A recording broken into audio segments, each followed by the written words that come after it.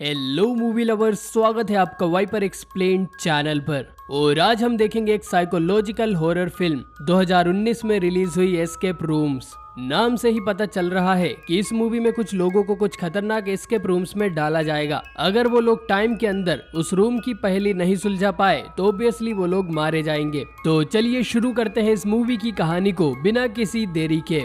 Movie की शुरुआत होती है एक लग्जरी रूम से, जिसमें एक आदमी छत से आकर गिरता है। ये आदमी यहाँ आते ही इस रूम की पहेली को सुलझाने में लग जाता है और यहाँ से बाहर निकलने के लिए इसे 4 नंबर्स का कोड चाहिए था। और इसी बीच ये रूम चारों तरफ से छोटा होने लगता है। ये आदमी अपनी पूरी कोशिश करता है कोड ढूंढने के लिए, लेकिन उससे पहले ही ये रूम छोटा हो जाता है और ये आदमी इसकी दीवारों के बीच कुचला जाता है। इसके बाद कहानी जाती है 3 दिन पहले और हम इस मूवी के मेन कैरेक्टर्स को देखते हैं, जिनमें जोई जो कि एक काफी स्मार्ट फिजिक्स स्टूडेंट है, जेसन जो कि एक काफी अमीर स्टॉक ट्रेडर है और लोगों के पैसे बढ़ाने का काम करता है, 25 दिन में पैसा डबल, और बेन जो कि एक गरीब और शराबी इंसान है। और ये वही आदमी है जिसे हमने मूवी की शुरुआत में कुचलते हुए देखा है। इन तीनों को एक जैसा पजल क्यूब भेजा जाता है। तीनों अपने अपने तरीकों से इस पजल क्यूब को खोलने में कामयाब हो जाते हैं। इसके अंदर से इन्हें एक इनविटेशन कार्ड मिलता है जिसमें इन्हें एक एस्केप रूम गेम खेलने के लिए बुलाया जाता है और उसे जीतने वाले को $10,000 का इनाम दिया जाएगा। अगले दिन बेन इस गेम को खेलने मीनोस बिल्डिंग पहुंच जाता है, जहां उसकी मुलाकात होती है एमेंडा से और इसे भी एक पजल क्यूब भेजा गया था। बिल्डिंग में एंटर होते ही इनके मोबाइल्स जमा करवा लिए जाते हैं, लेकिन एक दूसरा प्लेयर डेनी अपने साथ एक एक्स्ट्रा मोबाइल लाया था। ये दोनों वेटिंग रूम में जाते हैं, जहां हमें छठा और आखिरी प्लेयर माइक देखने को मिलता है, जो कि एक ट्रक ड्राइवर है। ये सभी आपस में कुछ बातें करते हैं और यहाँ की रिसेप्शनिस्ट इन्हें यहाँ कुछ देर बैठने को बोलती है। बेन सिगरेट पीने के लिए इस रूम से बाहर जाने की कोशिश करता है, लेकिन डोर का हैंडल ही निकल जाता है। डेनी जो कि एस्केप रूम्स का एक्सपर्ट है और अब तक उसने 93 एस्केप रूम्स जीते हैं, वो सभी को बताता है कि शायद ये वेटिंग एरिया ही उनका एस्केप रूम है और वो सभी को पहेली ढूंढने बोलता है। माइक को एक बुक के अंदर से एक स्क्रू ड्राइवर मिलता है और जोई एक बुक पर लिखे नंबर से डोर ओपन करने की कोशिश करती है। इससे डोर तो ओपन नहीं होता, लेकिन रूम की छत एक हीटर की तरह गर्म होने लगती है।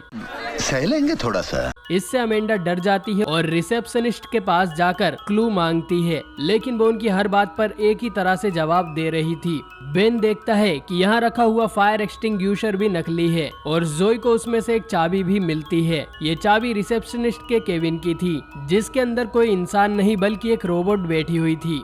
इसके बाद चीजें और भी डरावनी होती है और ये पूरा रूम सील होकर एक ओवन में बदल जाता है और एमेंडा सबसे ज्यादा पैनिक कर रही होती है। जोई को पता चल जाता है कि बाहर निकलने की चाबी टेबल के कोस्टर में है। उसे यहाँ की टेबल में 6 कोस्टर मिलते हैं, जिन्हें एक साथ दबाने पर बाहर जाने का रास्ता ओपन हो जाएगा। सभी लोग उन बटन्स को दबाते हैं और जेसन उस रास्ते से बाहर जाने लगता है। वो देखता है कि इसके आखिर में एक डोर है जिसे स्क्रू ड्राइवर से खोला जा सकता है। इसके बाद माइक जिसे स्क्रू ड्राइवर मिला था वो भी उस वेंट में चला जाता है और इसके बाद सभी को रियलाइज होता है कि अगर एक एक करके सभी बाहर निकलते रहे तो आखिर में बटन कौन दबा के रखेगा। ये समस्या है। इस पर जोई को एक आइडिया आता है और वो एक गिलास को पानी से भरकर बटन पर रख देती है। इसके बाद अमेंडा और जोई भी वेंट में चली जाती है, जहाँ वो देखती है कि एमेंडा PTSD के कारण बहुत पैनिक कर रही थी। हमें एमेंडा का फ्लैशबैक दिखाया जाता है और वो एक मिलिट्री सोल्जर थी और वॉर के दौरान काफी मुश्किल से जिंदा बची थी।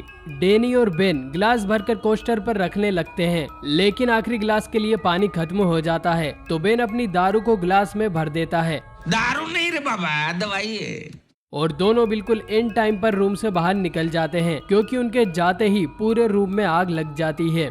सभी लोग वेंट से होते हुए केबिन रूम में जाते हैं। सभी बुरी तरह से डरे हुए थे, लेकिन डेनी कहता है कि ये बस गेम का हिस्सा है, उन्हें डराने के लिए और खतरे वाली कोई बात नहीं है। एमेंडा गेम क्विट करने बोलती है और डेनी के फोन से पुलिस को कॉल करती है, लेकिन उसके मोबाइल में सिग्नल नहीं था। कोई और रास्ता न होने पर सभी क्लूज ढूंढने लगते हैं। इस रूम के दरवाजे पर एक 7 लेटर्स का लॉक लगा हुआ था। माइक को यहाँ की वॉल पर "You will go down in history" लिखा हुआ मिलता है। इससे बेन को भी एक फ्लैशबैक आता है जिसमें कुछ सालों पहले उसने दारू पीकर गाड़ी चलाई थी जिससे एक्सीडेंट हुआ और उसके चारों दोस्त मारे गए। उस समय बेन की कार में यही गाना बज रहा था। बेन को रूम में कुछ डियर के हेड भी मिलते हैं जिनके लेटर से उसे कॉम्बिनेशन पता चल जाता है। अबे जल्दी बोल, कल सुबह पनवेल निकलना है। जो था रूडोल्फ। इस डोर को ओपन करने के बाद ये सभी एक ठंडी जगह पर पहुंचते हैं और ऐसा लग रहा था जैसे ये बाहर आ गए हो। लगता है बर्फ पड़ने वाली है। लेकिन ऐसा नहीं था। ये एक और एस्केप रूम है जिसे ऐसा बनाया गया है। डैनी यहाँ की वॉल को छूता है और इस रूम के अंदर एसी शुरू हो जाता है और अब इन्हें कड़ाके की ठंड का सामना करना पड़ेगा। चारों तरफ कोहरा ही कोहरा है। इन्हें रूम में गर्म कोट भी मिलता है। अमेंडा कहती है कि वो लोग इसे बारी बारी से पहनेंगे। माइक को एक पेड़ के ऊपर फिशिंग रॉड मिलती है। वहीं जोई को एक नकली भालू के मुंह से एक मैग्नेट मिलता है। इस रूम के फ्लोर पर एक आइस होल भी था जिसके अंदर बाहर निकलने की चाबी हो सकती थी। चाबी कहाँ है?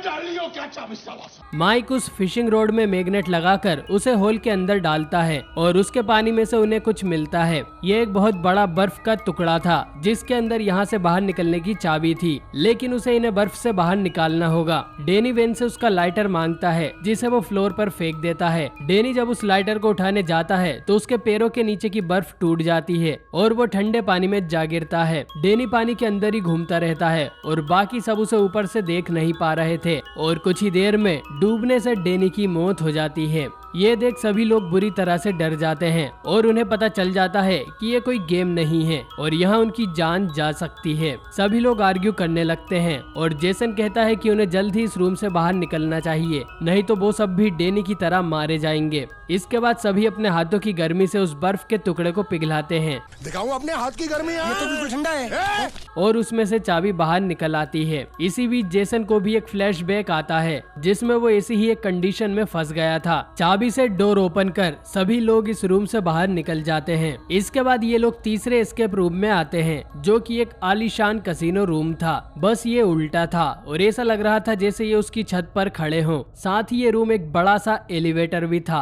जो कि इन लोगों को काफी ऊंचाई पर ले आया था। इस रूम में एक म्यूजिक भी बज रहा था और उसके बंद होते ही इसके फ्लोर का एक हिस्सा सैकड़ों फीट नीचे जा गिरता है, मतलब हर थोड़ी देर में ये फ्लोर गिरता ही जाएगा। माइक नोटिस करता है कि पूल टेबल से 8th बॉल गायब है और शायद इन्हें उसे ही ढूंढना है। अमेंडा अपना एरोबिक्स का प्रदर्शन करते हुए ऊपर चढ़ती है और उसे एक सेफ दिखाई देता है जिसे ओपन करने के लिए इन्हें 4 नंबर्स का एक पासवर्ड चाहिए।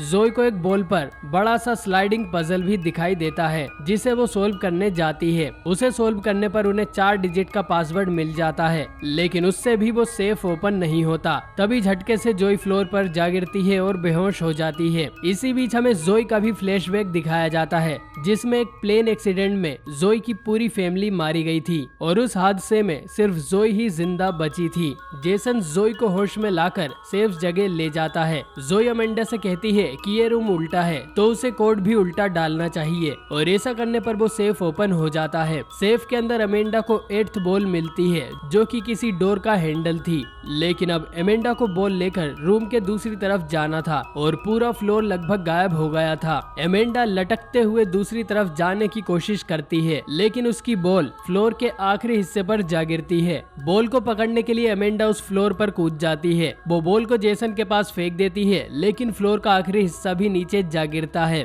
अमेंडा एक टेलीफोन वायर को पकड़ लेती है, लेकिन फिर वो सैकड़ों फीट नीचे जा गिरती है और उसकी मौत हो जाती है। इसके बाद बचे हुए लोग चौथे एस्केप रूम में जाते हैं जिसे एक हॉस्पिटल रूम की तरह बनाया गया था। सभी प्लेयर्स यहाँ रखे हुए बेड और रूम्स को पहचान जाते हैं क्योंकि यहाँ उनके पास्ट से जुड़ी हुई चीजें रखी हुई थी, साथ ही यहाँ उनकी मेडिकल फाइल्स भी थी। जोई अमेंडा की फाइल पढ़ती है और उसे पता चलता है कि अमेंडा एक IED ब्लास्ट की अकेली सर्वाइवर थी। वहीं जोई भी बताती है कि वो खुद भी एक प्लेन हादसे में अकेली बच गई थी। जेसन बताता है कि वो अपने रूममेट के साथ बोट लेकर घूमने गया था, लेकिन उनकी बोट समुद्र के बीच पलट गई। उनके पास सिर्फ एक ही जैकेट थी जिसे पहनकर उसका रूममेट समुद्र में कहीं चला गया और कुछ दिनों बाद जेसन को रेस्क्यू कर लिया गया था।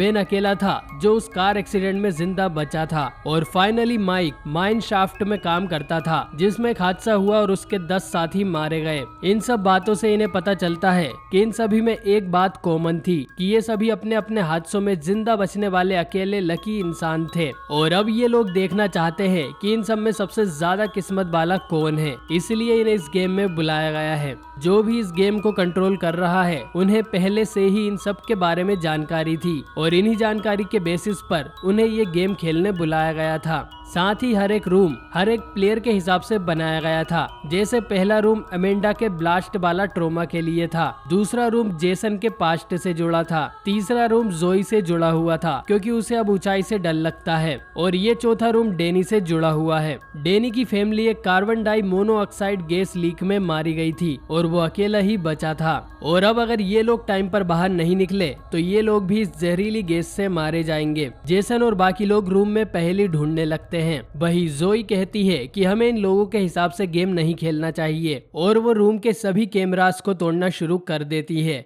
बेन को यहाँ 3 एक्सरे मिलते हैं जिनकी साइन लैंग्वेज से बेन को EKG का पता चलता है। जेसन को यहाँ EKG मशीन भी मिल जाती है। जेसन मशीन को बेन के सीने पर लगाता है इस उम्मीद में कि उसकी हार्ट रेट से बाहर जाने का दरवाजा खुल जाएगा, लेकिन बेन की हार्ट रेट बहुत ही कम थी तो जेसन माइक पर ये लगाता है पर उसकी हार्ट रेट भी कम थी तो उन्हें तेज करने के लिए जेसन माइक को बिजली का झटका देता है। इससे माइक की हार्ट रेट तो तेज हो जाती है लेकिन डोर ओपन नहीं होता और साथ ही करंट लगने से माइक भी मारा जाता है।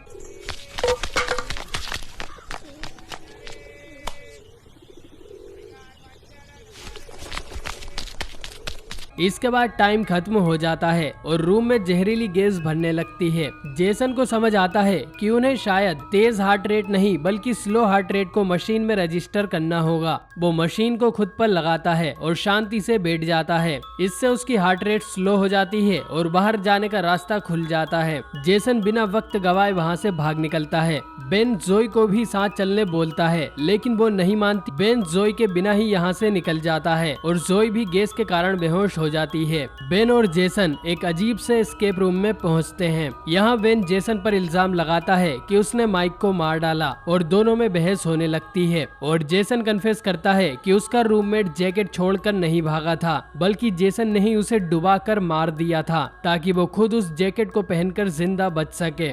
जेसन अपनी किस्मत की वजह से जिंदा नहीं बचा था बल्कि अपनी चॉइस की वजह से बचा था। इसके बाद दोनों को रूम में एक डोर दिखाई देता है। वो दोनों मिलकर उसे ओपन करते हैं तो उन्हें पता चलता है कि इसके हैंडल पर किसी तरह का ड्रग लगा हुआ था जिससे दोनों को नशा हो जाता है और उन्हें अजीब सी चीजें दिखने लगती हैं। और ये रूम बेन के लिए था क्योंकि वो हमेशा ही नशे में रहता है। रूम में छानबीन करने पर बेन को एक एंटीडोट मिल जाता है लेकिन ये सिर्फ एक ही था तो जेसन बेन को मारने लगता है। आखिरी में बेन के धक्का देने से जेसन का सर फट जाता है और उसकी मौत हो जाती है और बेन एंटीडोट को लेकर नशे से बाहर आ जाता है। इसके बाद बेन आखिरी एस्केप रूम में जाकर गिरता है जो कि हमने मूवी की शुरुआत में देखा था और ये रूम माइक के लिए डिजाइन किया गया था क्योंकि वो इसी तरह की माइन में फंस गया था। दूसरी तरफ हम उसी हॉस्पिटल रूम को देखते हैं जिसके अंदर कुछ लोग साफ सफाई करने और डेड बॉडीज को ठिकाने लगाने आए थे, लेकिन फिर उन्हें पता चलता है कि जोई एक ऑक्सीजन मास्क के जरिए अभी तक जिंदा बची है क्योंकि उसने सारे कैमरे तोड़ दिए थे तो किसी को इस बारे में नहीं पता था।